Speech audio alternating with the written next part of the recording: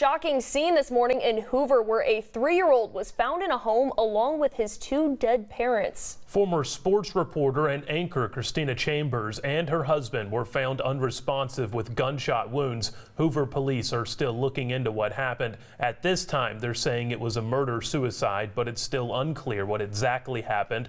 According to Hoover police, a family member found Chambers and her husband in their home dead from gunshot wounds and called police around 9 this morning. Their 3-year-old son was at home at the time but was not hurt.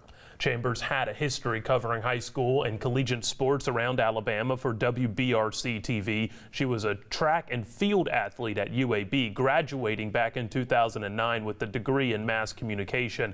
The Coleman native also taught broadcast journalism at Thompson High School. Since leaving WBRC, Chambers covered the Alabama High School Athletic Association football championships for Alabama Public Television.